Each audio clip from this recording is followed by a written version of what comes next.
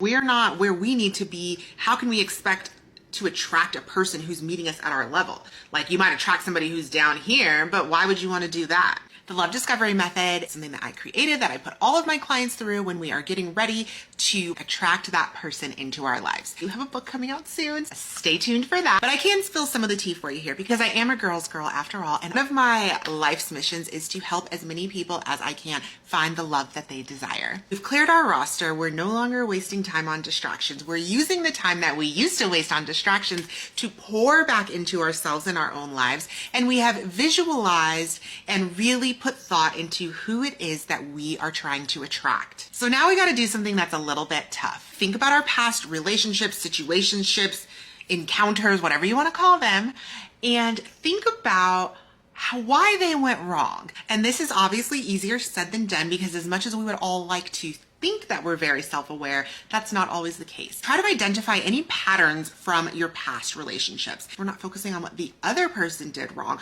We're going to think about how we were behaving in our relationship. If you're really having trouble with this, check in with some of your close friends or who you may have confided in when your past relationships were deteriorating and ask them what they see. And then we need to come up with a plan of action on how we can start working on some of these things, because we need to work on and continue to pour into ourselves before we can really pour into another person. So for instance, as I started getting more fatigued with dating, a behavior in myself that I started to really not like was that I became overly accommodating. While there's nothing wrong with compromising or accommodating a person that you care about, there has to be limits to it. This isn't healthy. This isn't normal. If one of my clients was coming to me and telling me this, what would I tell them? So your assignment is to assess your past failed relationships, situationships, even friendships, and try to see if there's any patterns there and the part that you played in those relationships ending, and then figure out what you can do to improve yourself, to improve upon those behaviors and grow as a person to get you ready to attract your person. If you want to dive deeper into the love discovery method, let me know in the comments. If you want to work one-on-one with me,